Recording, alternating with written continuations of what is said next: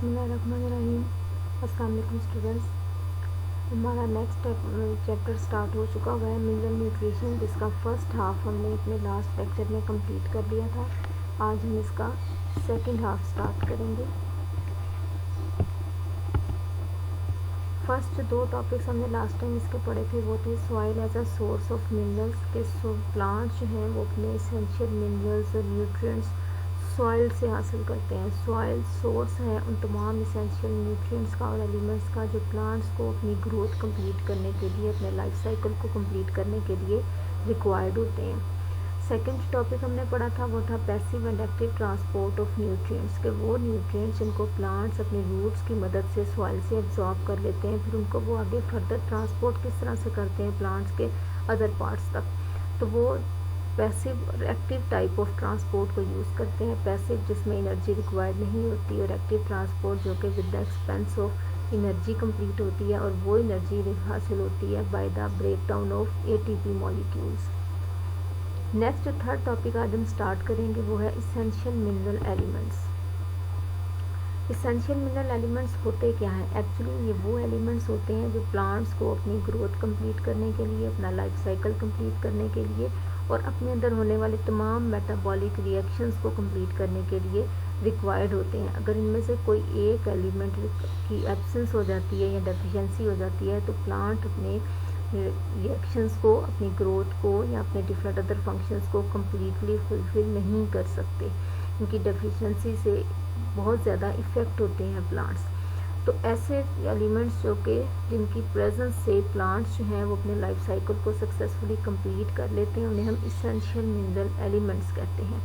और चूँकि इनकी रिक्वायरमेंट जो है वो इतनी ज़्यादा होती है प्लांट्स के लिए कि प्लांट्स इनकी एब्सेंस में या इनकी डेफिशिएंसी में प्लांट्स की ग्रोथ स्टैंडर्ड हो जाती है, नॉर्मल हो जाती है, इसलिए इनको हम इसेंशियल मिनरल एलिमेंट्स कहते हैं। अब किस तरह से हम डिफ्रेंशिएट कर सकते हैं इसेंशियल मिनरल एलिमेंट्स को नॉन इसेंशियल मिनरल एलिमेंट्स के साथ? उसके लिए ई एप्स्टेन एक साइंटिस्ट था जिसने 1972 में डिस्क्राइब किए थे 2 पॉइंट्स के। इन 2 पॉइंट्स की बेसिस पर हम इसेंशियल और नॉन इसेंशियल एलिमेंट्स को डिफ्रेंशिएट कर सकते हैं। यानी जो इसेंशियल एलिमेंट्स होंगे वो इन दोनों जो नीचे 2 पॉइंट्स हम आगे पढ़ेंगे इनके ऊपर फुलफिल होंगे, इनको फॉलो करेंगे।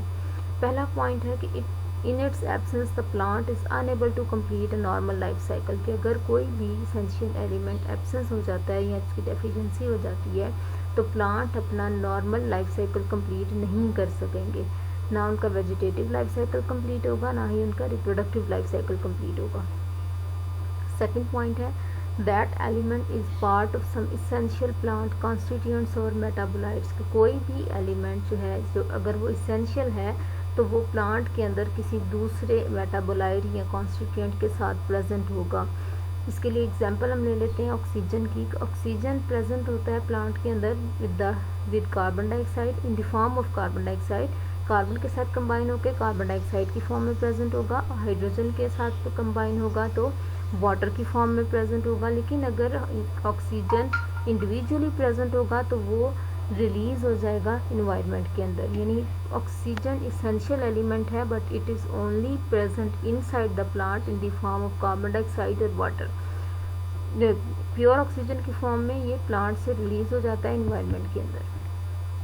इसेंशियल एलिमेंट्स की अगर हम एग्जांपल्स को स्टडी करें तो पहली एग्जांपल आ जाती है मैग्नीशियम की, जो सबसे ज़्यादा इम्पॉर्टेंट है इसलिए क्योंकि क्लोरोफिल के स्ट्रक्चर जो है वो इसी के ऊपर बेस कर रहा होता है। क्लोरोफिल का स्ट्रक्चर अगर आपको अपना फर्स्ट ईयर का चैप्टर नंबर 11 याद हो तो उसमें हमने पढ़ा था कि क्लोरोफिल का स्ट्रक्चर किस तरह से होता है। ऊपर उसकी एक पोरफायरिन रिंग होती है और नीचे उसकी एक टेल होती है। जो रिंग होता है उसका सेंट्रल जो पॉइंट होता है दैट इज़ मैग्नीशियम। तो अगर मैग्नीशियम की डेफिशिएंसी हो जाएगी तो इट मीन्स क्लोरोफिल का स्ट्रक्चर डी नेचर हो जाएगा, डी फंक्शन हो जाएगा। अगर क्लोरोफिल का डी फंक्शन हो रहा है तो फोटोसिंथेसिस का फिनोमिना कम होगा। फोटोसिंथेसिस का फिनोमिना कम होगा तो प्लांट्स की फूड प्रोडक्शन जो है वो इफेक्ट होगी, एज अ रिजल्ट प्लांट की ग्रोथ इफेक्ट होगी। सेकंड एलिमेंट है क्लोरीन।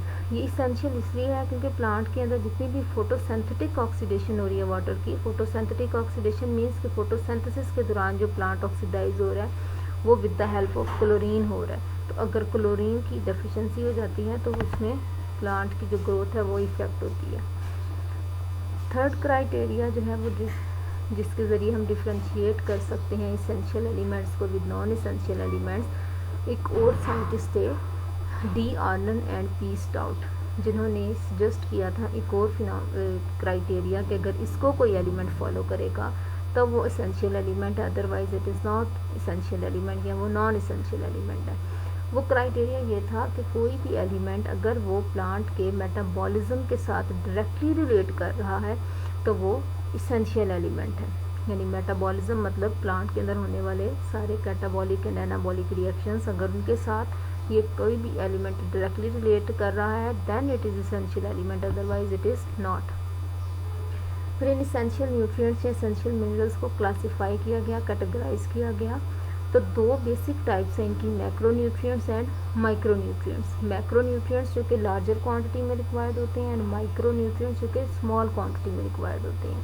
ऐसे न्यूट्रिएंट्स जो कि 10 मिलीमोल पर किलोग्राम ड्राई वेट रिक्वायर्ड हो, इससे ज़्यादा 10 मिलीमोल से ज़्यादा की अमाउंट अगर रिक्वायर्ड है प्लांट के अंदर तो वो मैक्रोन्यूट्रिएंट्स हैं। और अगर 10 मिलीमोल पर किलोग्राम से कम की अमाउंट रिक्वायर्ड है प्लांट को तो उन एलिमेंट्स को हम माइक्रोन्यूट्रिएंट्स के अंदर कंसीडर करते हैं। माइक्रोन्यूट्रिएंट्स जितने भी हैं वो सारे बहुत थोड़ी सी अमाउंट में प्लांट को रिक्वायर्ड होते हैं, इसीलिए हम इनको ट्रेस एलिमेंट्स भी बोलते हैं। तो micronutrients are also known as trace elements.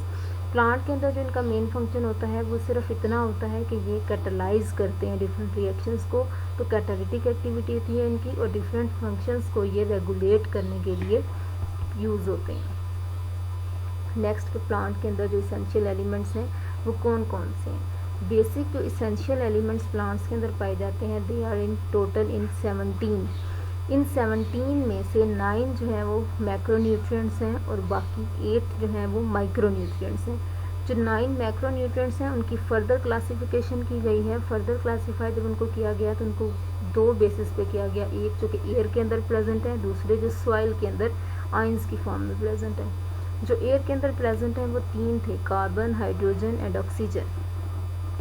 इसी चार्ट को अगर आप फॉलो करें तो मैक्रोन्यूट्रिएंट्स जो कि सॉइल के अंदर प्रेजेंट है in the form of different ions, उसमें प्राइमरी न्यूट्रिएंट्स आ जाते हैं और सेकेंडरी न्यूट्रिएंट्स आ जाते हैं। प्राइमरी न्यूट्रिएंट्स में nitrogen, phosphorus and potassium, and secondary nutrients में calcium, magnesium and sulphur. Primary nutrients होते हैं जो बेसिक नीड्स होती हैं जिनके बगैर प्लांट का कोई भी फंक्शन कंप्लीट नहीं हो सकता। एंड सेकेंडरी न्यूट्रिएंट्स जो कि हाई मेटाबॉलिक रेट के अंदर रिक्वायर्ड होते हैं, हाई मेटाबॉलिक एक्टिविटीज़ को परफॉर्म करने के लिए रिक्वायर्ड होते हैं। अगर पोटाशियम का फंक्शन आपको लास्ट लेक्चर याद हो तो उसमें था कि ये स्टोमेटा रेगुलेशन में हेल्प आउट कर रहा है। स्टोमेटा रेगुलेशन यानी स्टोमेटा की ओपनिंग एंड क्लोजिंग को पोटाशियम कंट्रोल करते हैं। देन 8 माइक्रोन्यूट्रिएंट्स या ट्रेस एलिमेंट्स जिसमें zinc, copper, manganese, iron, boron, molybdenum, chlorine and nickel आ जाते हैं। ये टेबल स्टूडेंट्स बहुत इंपॉर्टेंट है, इसको आपने बड़ी अच्छी तरह से याद कर लेना। नेक्स्ट है जो लास्ट टॉपिक है इस चैप्टर का, वो है role and deficiency symptoms of macronutrients. यानी ईच मैक्रोन्यूट्रिएंट का प्लांट के अंदर फंक्शन क्या है और अगर उसकी डेफिशिएंसी हो जाती है तो उसके साइड इफ़ेक्ट्स क्या होंगे प्लांट्स के अंदर। कंसीडर किया जाता है कि अगर किसी भी एलिमेंट की प्लांट इसेंशियल एलिमेंट की प्लांट के अंदर कम्प्लीटली डेफिशिएंसी हो जाती है, यानी वो कम्प्लीटली ख़त्म हो जाता है प्लांट के अंदर, तो उसके रिज़ल्ट में प्लांट की डेथ हो जाती है। अगर तो उसकी डेफिशिएंसी होगी तो उसकी ग्रोथ इफेक्ट होगी, लेकिन अगर वो कम्प्लीटली ख़त्म हो रहा है कोई भी इसेंशियल न्यूट्रिएंट प्लांट के अंदर से तो एज अ रिज़ल्ट प्लांट की डेथ हो जाती है।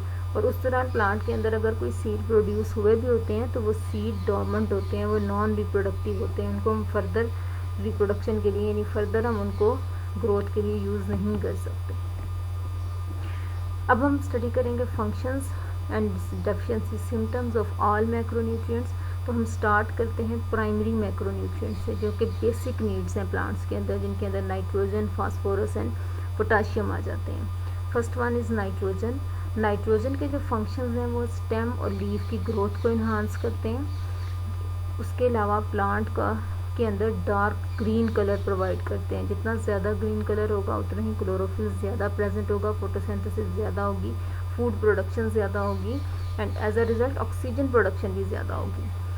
उसके अलावा ये synthesis of amino acids, obviously nitrogen है तो ये अमाइनो एसिड्स की प्रोडक्शन में हेल्प आउट करेगा, डिफरेंट प्रोटीन्स की फॉर्म की प्रोडक्शन में हेल्प आउट करेगा। तो amino acids are basic function, basic units of proteins. ये कंबाइन होते हैं, अमाइनो एसिड्स कंबाइन होते हैं तो एक प्रोटीन का मॉलिक्यूल बन जाता है।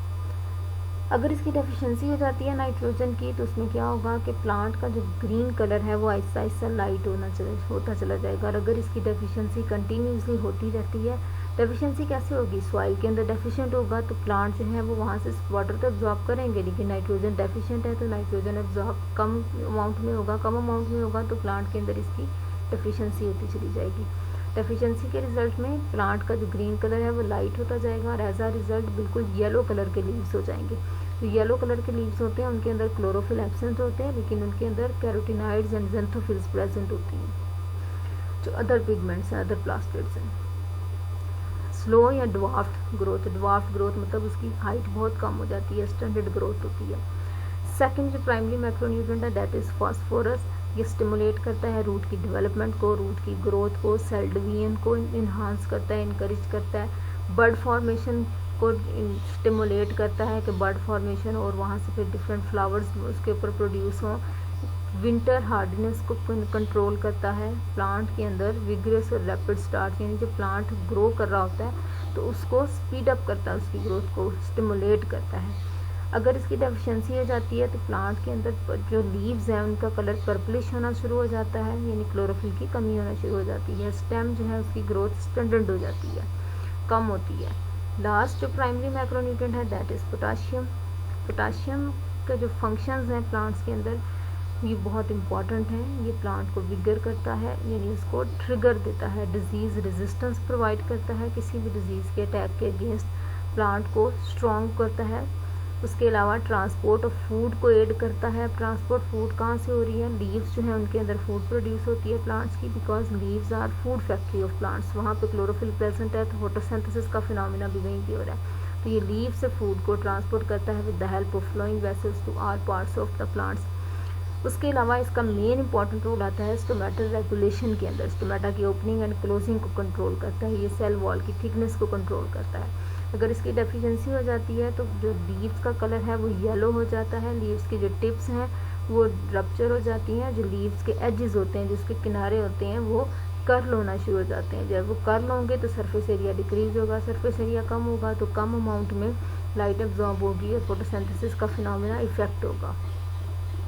नेक्स्ट जो फंक्शंस हैं मैक्रोन्यूट्रिएंट्स के अंदर, सेकेंडरी मैक्रोन्यूट्रिएंट्स के और जो एयर के अंदर प्रेजेंट हैं उनके फंक्शंस हम इंशाल्लाह नेक्स्ट लेक्चर में पढ़ेंगे। इसमें अगर आपको कोई भी कन्फ्यूजन है, कोई पॉइंट नहीं समझ में आ रहा तो आप उसको मुझसे मेरे साथ डिस्कस कर सकते हैं। Thank you so much. ये टेबल बड़ा इंपॉर्टेंट है स्टूडेंट्स, इसको ज़रूर आपने करना है। Thank you.